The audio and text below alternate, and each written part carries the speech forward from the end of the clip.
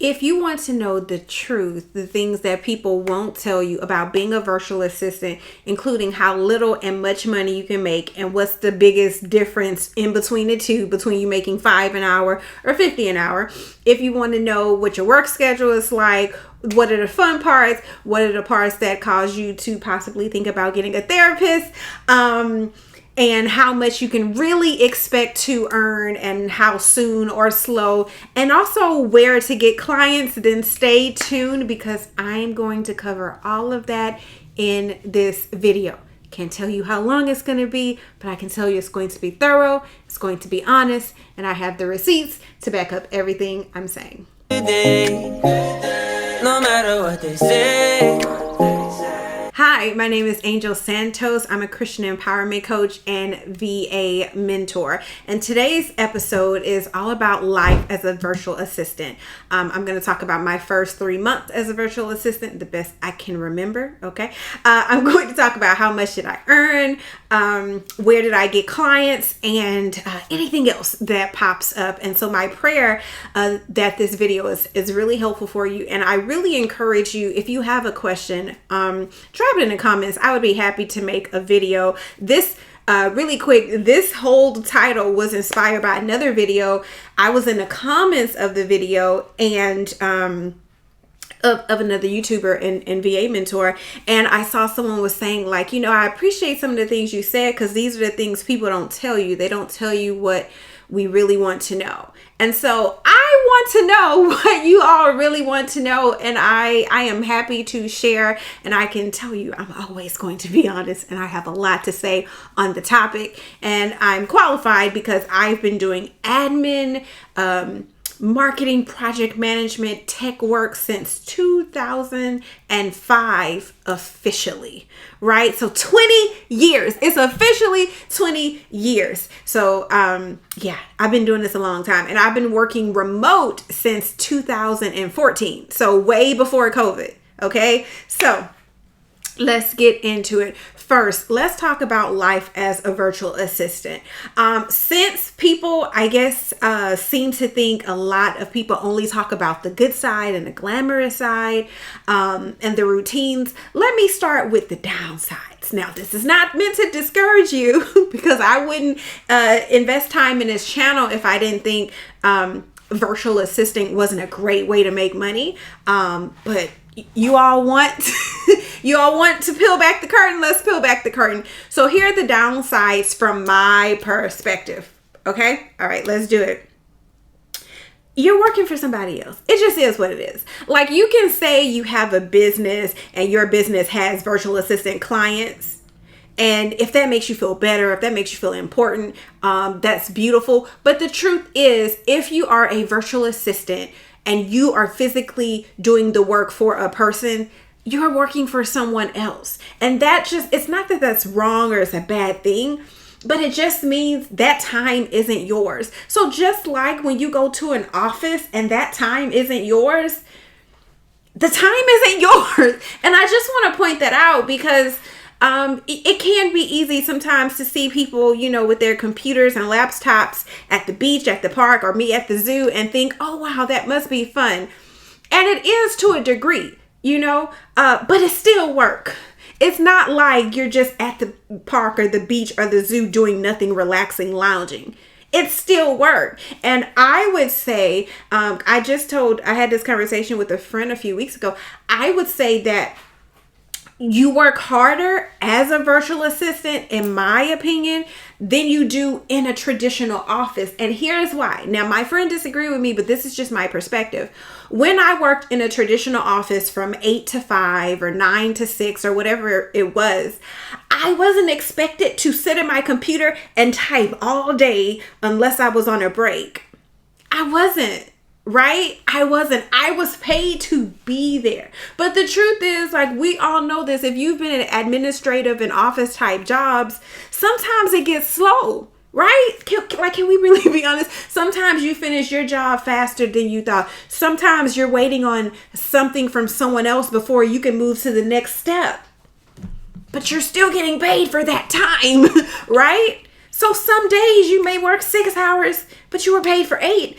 Some days you were busy 4 hours, but you got paid for 8. Like, please let me know if you have experienced this, because my friend was like, no, I was busy the whole time I was in the office. And, that's her experience. But for my experience, I can tell you, when I was in-person jobs, don't get me wrong, I did my job. I did it to the best of my ability. I do believe in working as unto the Lord, right? But I was not like typing the whole time from 9 to 5. I traditionally and historically can get my job done quickly. So if you have 3 things for me to do that day and I finish them, they don't let you just go home. So you're there, right? And you're paid to physically be there if something new comes up. But when you are a VA, unless they're going to pay you a flat rate, which I know some of you charge, but a lot of people do hourly rates. And even though I've been offering VA services in different capacities for, I think, the last 5, 6 years, not really sure. My numbers may be off. It may be shorter than that. But what I am telling you is that whenever I'm doing VA, or what I call done for you, I'm doing the work for someone. Whenever I'm doing that, I am getting paid by the hour. So if I only work an hour, that's all I get paid.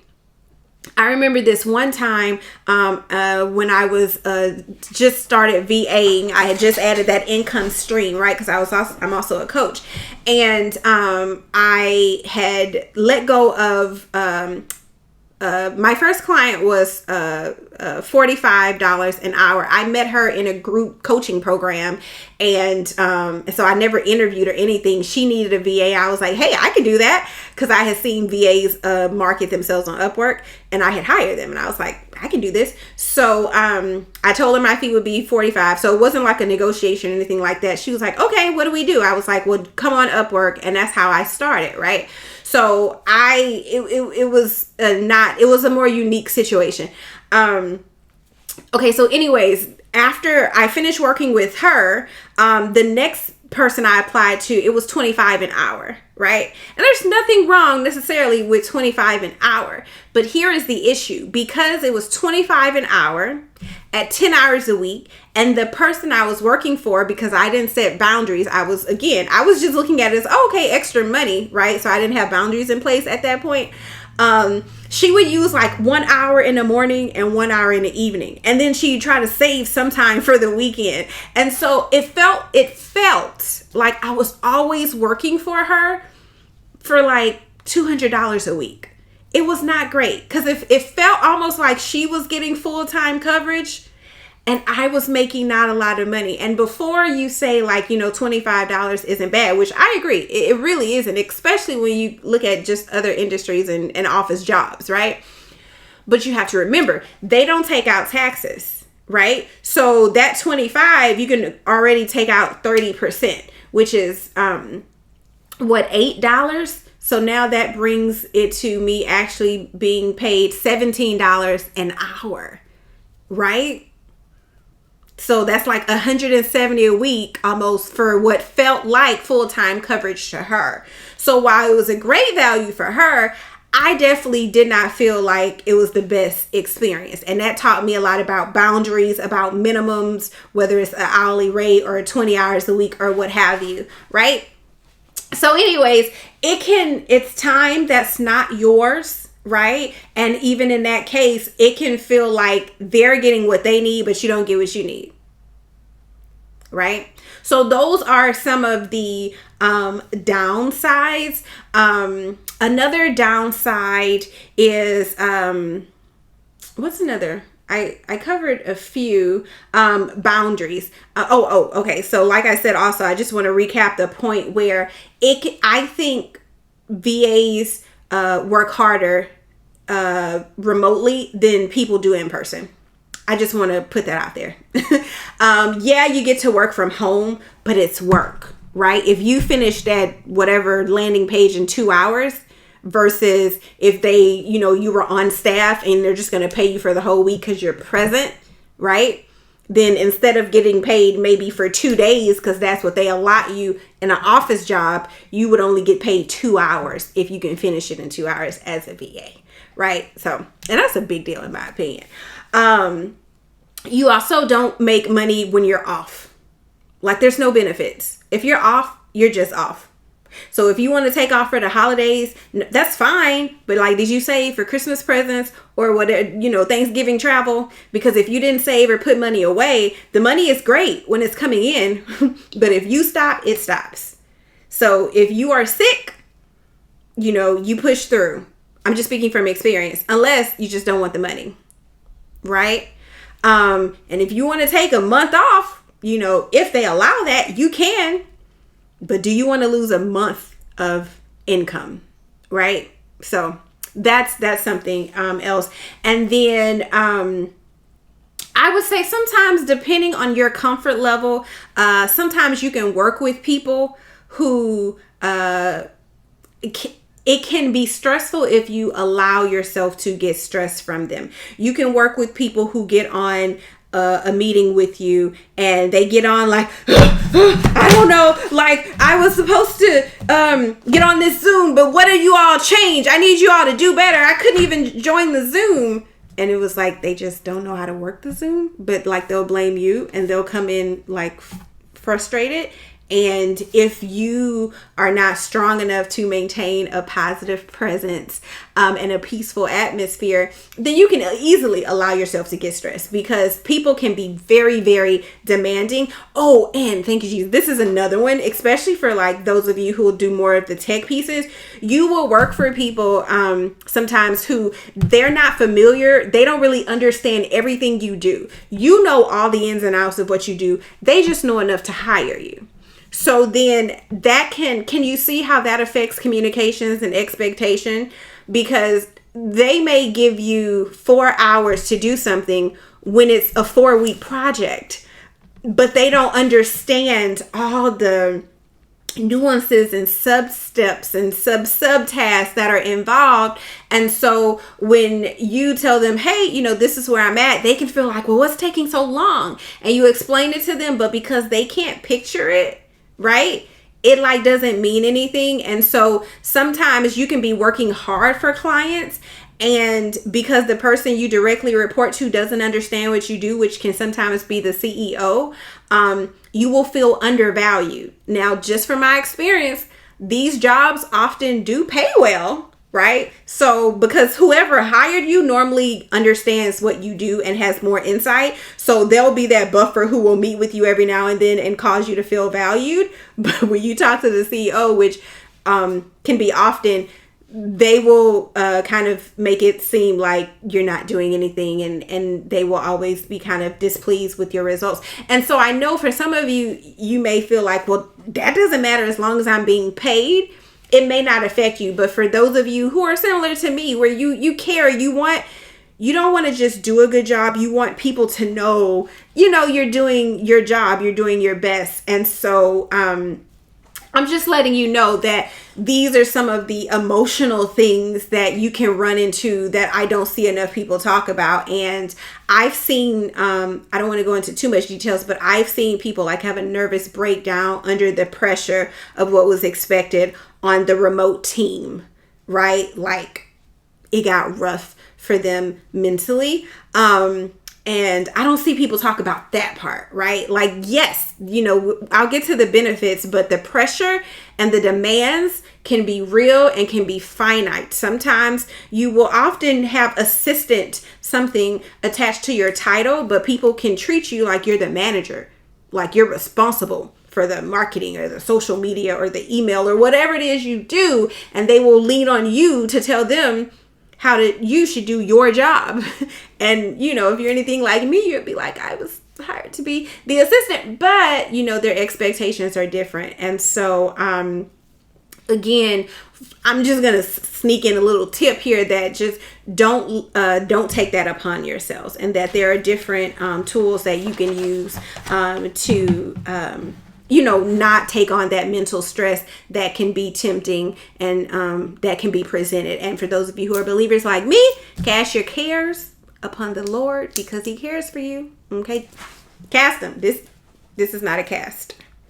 I don't see people fish like this. Right? Be like, God, Cass, tell him what's going on and leave it at his feet, right?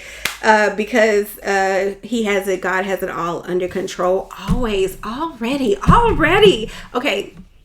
Quick side tangent. Okay, in Sunday service, they were singing a song, and I got so excited because I was just thinking, and I know it's obvious, but sometimes when it hits you, I was thinking, like, in life is about, like, fighting the battles that come up, but the huge advantage to every battle that we fight or face is that we already know, like, we have the victory because Jesus won the war, right? So it's like, we know how the story ends, as I saw someone post. And I think that's just an amazing lens to look each day of life through, right? Does that not bring you more peace? Okay. Back to the topic at hand. Alrighty, so those are some of the harder parts of being a virtual assistant. It's still work, and I would say sometimes it's harder than having a traditional office job because more is expected, and it can be hard on your wrist, right? Because where in an office job you may only truly work maybe 20 to 30 hours of the week, and you'll have break time, meetings, and different things like that. Sometime with the remote work, it can be a true 40. Like, you're only getting paid when you're, working hard. Yeah. So, okay. Those are some of the downsides of, things that can be challenging, or things that I don't think is always made known. Some of the benefits, I won't spend too much time because I feel like I talk about this in other videos, but some of the benefits in life as a VA, it is the flexibility. Like, don't get me wrong, outside of making this YouTube video, the rest of my to-do list I can do in bed, and I probably will, which is why I'm recording this early so I can rest, right? So it is a different flexibility to be able to work from your bed, work from your couch, work from your favorite restaurant, travel and work, which I have definitely done and got some complaints about. Because when I was in Italy, my client at the time, and I wasn't even a VA, but I've been working remotely a long time. I would ask my client, my corporate jobs, could I work from home partially? And they said yes. So they was like, why is all of your emails coming through in the middle of the night? Well, I'm out the country. So, the flexibility that you get, now to me, it is priceless, because even though it's still work involved, to not have to, go to a physical office, which, to be fair, I liked, because I'm a nerd. I did like going into an office. I liked having business cards. I just liked, having an office. I like certain things about working in person. I will admit that. But I also remember, for me specifically, on my lunch breaks, because of different health conditions I have and my energy levels, I would lay down in the back of my car on lunch breaks, because by 1 p.m., my energy was gone. It was depleted. And so part of why I would ask about remote work at my in-person jobs was just honestly my energy levels. I wasn't someone who was like, I just want to work for myself. I just want to work from home. Like, I have no energy left. Who's going to drive me home? That was my thing, right? And so that's how it happened. But the flexibility that it gives for me to go to a doctor's appointment without getting permission, because what I do remember is the jobs that I had, especially the one of them in particular, they were not flexible at all. I remember I would ask to leave early on a Friday to go meet my family who was going to set up something for an event at our sanctuary, and they would tell me no. And honestly, it was no reason why you couldn't let me go, besides everybody else is here, so you want me here too, right? And now I don't even work Fridays, right? My whole brand is closed on Fridays, because I believe, like, why are we doing antiquated 9 to 5 Monday through Friday? Like, why? So the flexibility is unmatched, right? And also, can I talk about the money? You can make more. I have made more as a virtual assistant than I did in my highest paying job in person. Like, I was a technology project manager I think that was like 2014, 2015, around there. And I worked for a nonprofit, and don't get me wrong, it was a great paying job, really like the people, the mission. And I think my starting rate was 21 an hour. My ending rate was 23. Now it had benefits and everything like that, and it was great money at the time. So I am not saying that I didn't enjoy it. But with that being said, the lowest I've ever made as a VA was 25 an hour. And that only happened, I want to say one time, because after that, after I let her go, I did work with that person about like 7-8 months. But after I let her go, I was like, oh no, I'm not doing lower than a certain amount because this is not working for me. And the most I've made as a version of a VA is 125. Right? I'll talk about that in another video, but 125 an hour. Here are the screenshots. I just like to provide proof because I know a lot of people talk about a lot of things online, and I'm not here to mislead you. But basically, when you have the skill set that I have, the tools and the experience, I can do almost any role. So I can be a COO, I can be a integrator, I can be your customer service department, I can be your executive assistant, which the most I've made specifically as an executive assistant is 75 an hour. I remember one brand, I applied and it was listed at 50 an hour.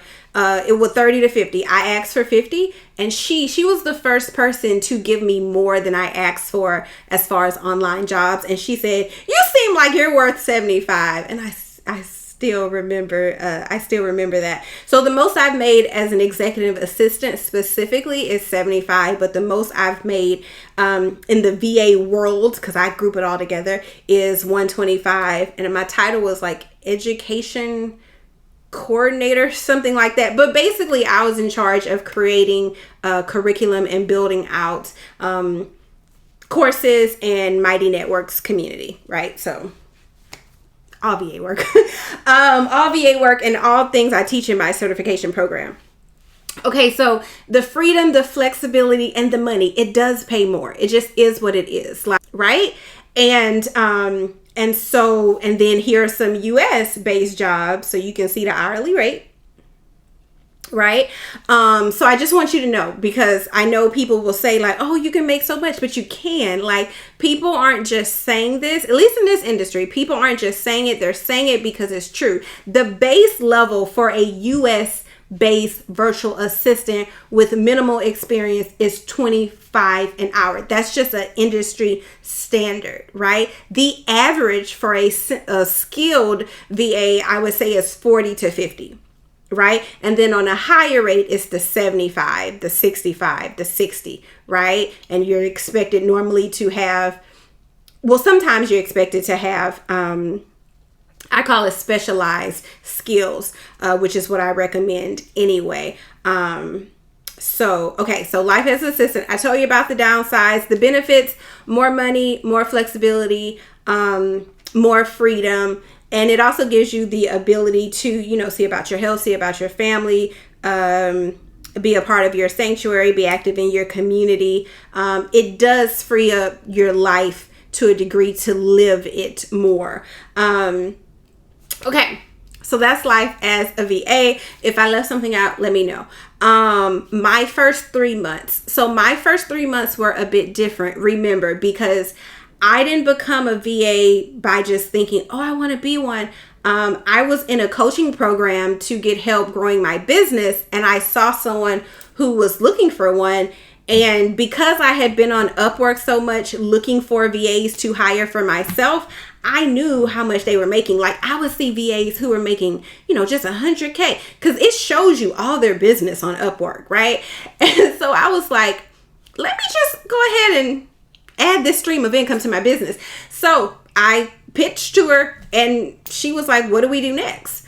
So my first 3 months were really nice, honestly, because it was, I think, her first time working with a VA. So she leaned on me to guide the way. And I did it before, but what I had done was hire VAs, and what I knew was all the skills, because that's what I've been doing, again, for the last 20 years. So I would train my VAs, right? So anyone who can train VAs and is a coach who understands what coaches needs, that's how you make the best VA. And that's honestly, that's why my certification is better than any I've seen out there.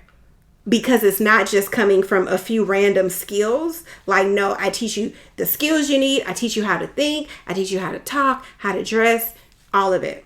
Okay. Because it all does matter. Okay. But I won't get off on that tangent. So my first 3 months were great. We met about once a week on Zoom because I would need like information from her. And then after that,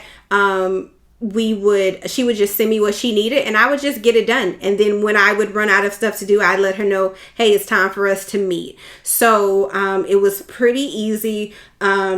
Upwork bills them so you don't have to. I do want to say this. I did not send her a proposal. I did not send her an agreement. I don't do any of that. I haven't. And I don't tell my clients to do that either. Like, I think some people teach to like get Honeybook and Dubsado or whatever all those tools are. And, you know, first you meet with them and you learn what they want. Then you send them a proposal. Then you meet to talk about, why are you doing all this work for free? I don't teach that way. And my way, in my opinion, works a lot better. Okay. How much did I earn? So, like I said, that one specifically was $45 an hour. I do want to say, I don't want to make up a memory, but I do want to say a few years before that, I had took a job that was $10 an hour. Again, just thinking like, I want to bring in some extra money. But I asked the person, how long did he need for me to get a task done? And he said a week. And it was simple. It was set up a MailChimp account. And after 2 days, when I hadn't done it yet, because it wasn't a high priority for me. This is, again, why you shouldn't like charge too low or, you know, apply to something too low for you. After 2 days, he emailed me and said, hey, I already did it. Thanks. And he closed it. And it was fine because it wasn't a high priority for me. And he had said a week. So I had left it alone and then I got back into it through that client. So the first how much I officially earned, I know I made $45 an hour. I think she did like maybe like 15 to 20 hours a month. It wasn't anything full time or anything like that. But it was just great extra income, at least for me. And I will say that when I have scaled up the VA services to 20K a month, that's the most I've been able to scale it up to. And it was very physically draining for me personally. It was only 2 clients and I did have VAs helping me do the work. But it was just like Monday through Friday. On Mondays, I'd be on Zoom from like 8 to 8. And I'm going to be honest with you. I think most people would have still been in that situation. But my heart is in coaching. My heart isn't in doing the VA work. I enjoy teaching you the skills and how to get the jobs. So that's what it is. Okay. So, where did I get clients? The bulk of my clients have come through Upwork. So my first official one, I was in a program with a brand called Boss Babe. And they had like a mastermind and I joined that mastermind. So it wasn't their like $100 a month program. It was, I don't know, 5,000, 10,000. I don't remember how much it was, but it was a higher ticket mastermind and I had joined it and we were both in it. And that's how I got my first one. After that, the bulk of them came from Upwork, right? Upwork is so they do take out a 10% fee. So that is another potential downside for some people. They do take out 10% of every check you get, if your people pay you through it. But they also connect you with premium clients. So to me, it's still worth it, especially because when you apply through most jobs on Upwork, they're not going to ask you for like an official resume, references, and all these other things, right? Normally, they will ask you to apply, they will meet with you, and then most of them are ready to move to the next step, which is you working for them and getting paid to help them, which is what I like. Like going through the traditional Monster and LinkedIn and applying, and they need a car, references, and all that. I don't like to deal with all of that if I don't have to. So the majority of the VA clients that I have found have been through Upwork, and then some were referrals. Like I work for one client, and then they really, because I deal with vendors in my role with clients, the vendors see the work that I do, and then they refer me to another client, right? And then one client I got because I was on an email list. And so I highly recommend whoever you really like to work for, whether it's coaches, therapists, realtors, whoever you like really like to work for, if you know, or just, take who do you think you'd like to work for? I would recommend finding, honestly, more is normally better than less, but maybe finding like 20 to 40 people, brands, and following them on Instagram and getting on their email list. And I know that may sound like overkill, but